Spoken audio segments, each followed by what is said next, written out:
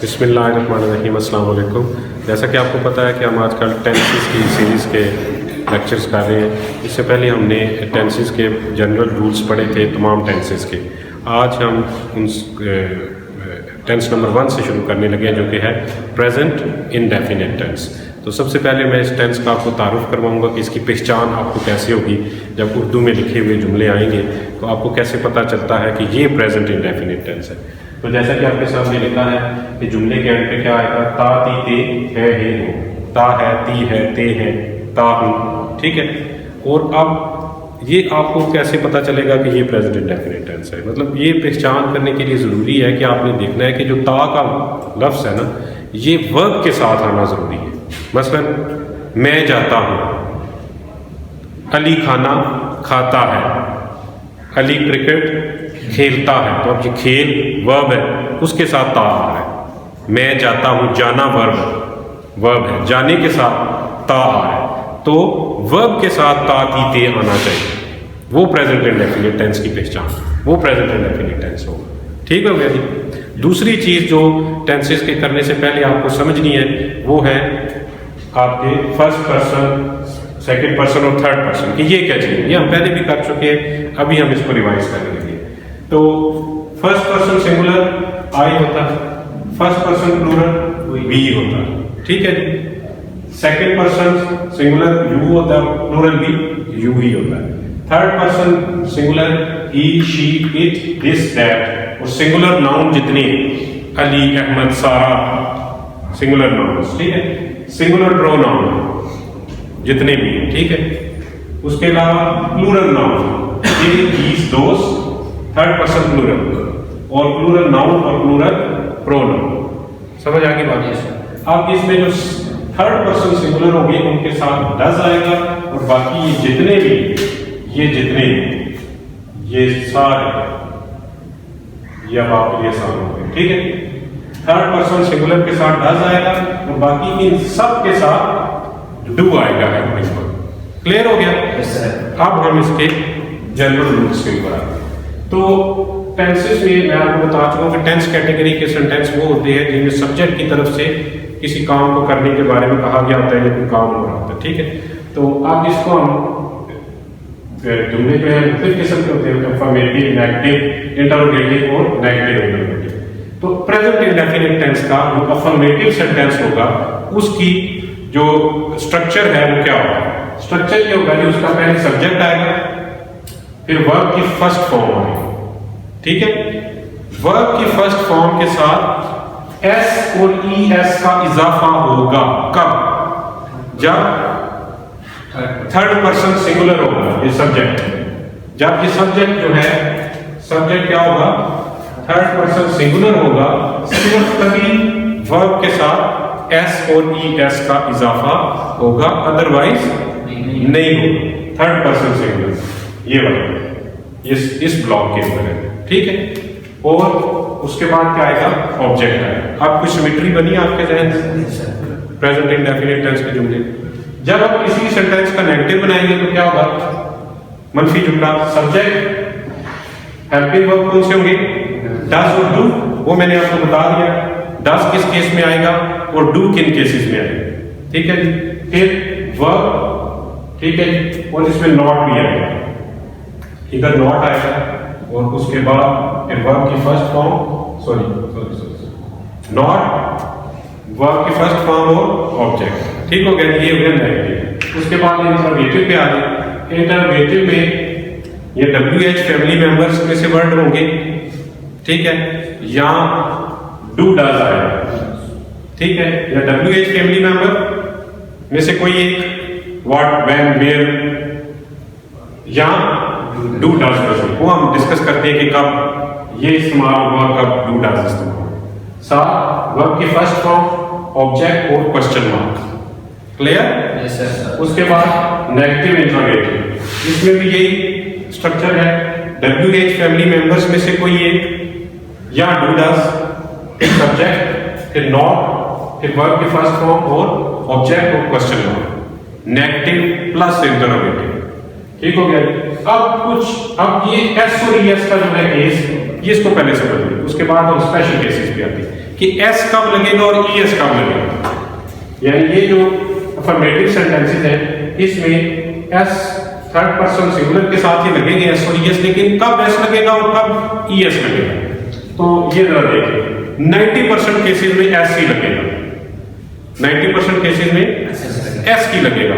ES कब लगेगा? जब किसी वर्ड के एंड पे ओ आ गया, गो का जैसे गोज, किसी वर्ड के एंड पे एक्स आ गया, मिक्स, मिक्सिस, डबल एस आ गया, miss, I miss her, I miss you, Mrs, ठीक है। किसी लफ्ज के आखिर पे एस एच आ गया, ईएस लगेगा, विशेष।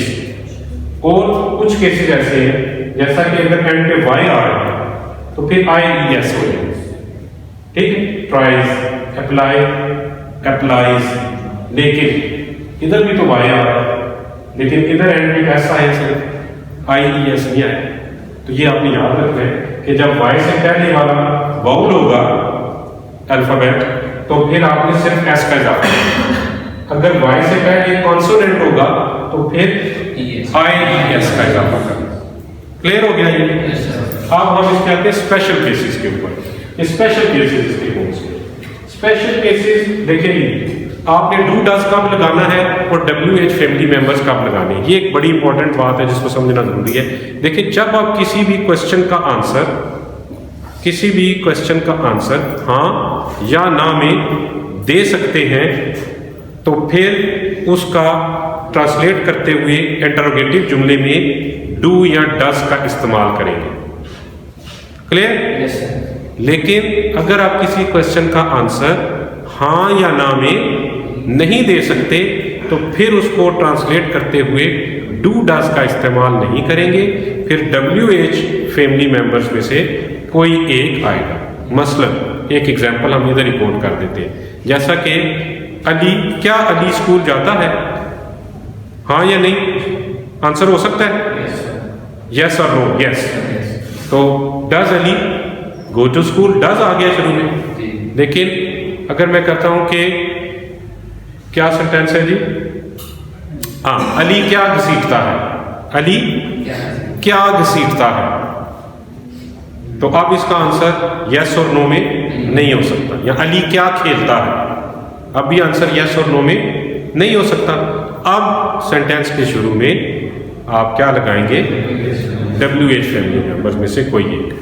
अब हम इसकी प्रैक्टिस करते हैं और देखते हैं, इनको अप्लाई करते हैं जो हमने रूल्स पढ़े हैं। अच्छा जी, अब हम इसकी प्रैक्टिस करने लगे हैं जो हमने रूल्स पढ़े हैं। तो फर्स्ट सेंटेंस है हमारे पास, अली इस कुर्सी को घसीटता है। अब इसको हमने जो रूल्स पढ़े थे जरा आप जहन में लाए कि वो जितने रूल्स हमने पढ़े उनमें से किसके हिसाब से ये कौन सा सेंटेंस है। पहले आपने ये जज करना है। प्रेजेंट इंडेफिनिट तो है, सा है। अब उसमें से अफर्मेटिव है, नेगेटिव है, इंटरोगेटिव है, नेगेटिव इंटरोगेटिव है, या स्पेशल केसेस में से कोई एक है।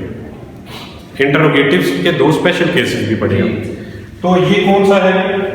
अफर्मेटिव सेंटेंस है, ठीक है। तो अली इस कुर्सी को घसीटता है। तो इसको जब हम ट्रांसलेट करेंगे तो पहले सब्जेक्ट आएगा जो कि क्या है? अली। अली वर्ब आना चाहिए फर्स्ट फॉर्म उसकी। तो फर्स्ट फॉर्म है घसीटने की, ड्रैग। अली ड्रैग। अब ये अली जो है थर्ड पर्सन सिंगुलर है, सिंगुलर नाउन है, थर्ड पर्सन सिंगुलर है। वर्ब के साथ क्या इजाफा होगा? एस या एस। तो क्योंकि यहाँ पे जी है तो ये मैं अंडरस्टूड है कि इसके साथ क्या आना चाहिए? एस। अली ड्रैग्स इस कुर्सी, this chair. Ali drags this chair. Okay. अब हम इसको नेगेटिव इस जुमले का हमें बनाना। अली इस कुर्सी को नहीं घसीटता। अफर्मेटिव के बाद अगला जो होता जुमला वो स्ट्रक्चर वो नेगेटिव सेंटेंस का था। तो अब जरा बताएंगे, एक मिनट, अली डू नॉट आएगा या डज नॉट? क्यों डज नॉट आएगा? हाँ था, क्योंकि अली जो है वो थर्ड पर्सन सिंगुलर है। तो थर्ड पर्सन सिंगुलर जो होते हैं उनके साथ हेल्पिंग वर्ब कौन सा आता है? डज आता है। उसके अलावा जितने हैं उन सब के साथ डू आता है। तो अली जो कि थर्ड पर्सन सिंगुलर है इसलिए इसके साथ आएगा डज नॉट।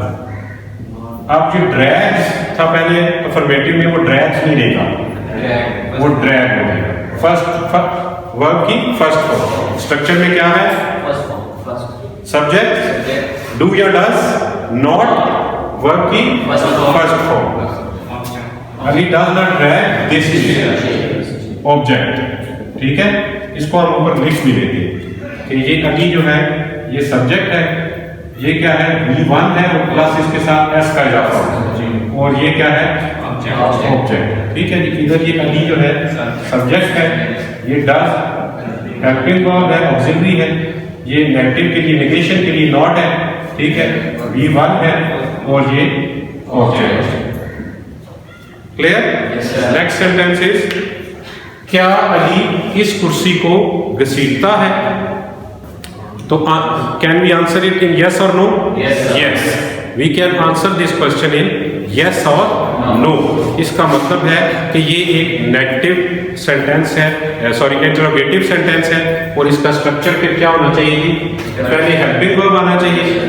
तो ये क्या होगा हेल्पिंग वर्ब इसमें? डज अली जो कि सब्जेक्ट है, ड्रैग जो कि वर्ब की फर्स्ट फॉर्म है, दिस जो कि ऑब्जेक्ट है। ठीक है, और एंड पे क्वेश्चन। अब हम जरा इसको देखते हैं, ये डज क्या है? Helping verb. ठीक है, Ali subject, V1 and object. ठीक हो गया। नेक्स्ट है इंटरोगेटिव प्लस नेगेटिव स्ट्रक्चर का जुमला, मनफी भी है और सवालिया भी है। क्या अली इस कुर्सी को नहीं घसीटता है? तो इसका स्ट्रक्चर भी ऐसे ही रहेगा, सिर्फ नॉट का इजाफा करेंगे। क्या करेंगे? अली। अब नॉट जो है ऐसे जुमलों में वो सब्जेक्ट के और वर्ब के दरमियान में है।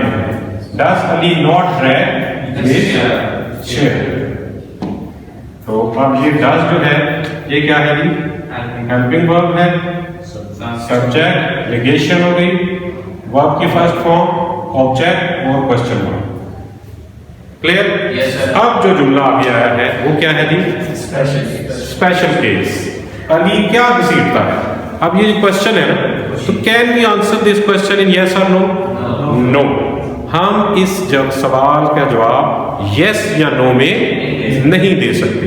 इसका मतलब है कि इसमें जो रूल अप्लाई होगा वो स्पेशल केस वाला होगा जो हमने पढ़ा है, और उसमें क्या नहीं लगेगा, ये डज और डू अब शुरू में नहीं आएंगे। क्या आएंगे? WH के फैमिली मेंबर्स। ठीक है, तो अली क्या घसीटता है? क्या है तो इसका मतलब है कि व्हाट। ठीक है, व्हाट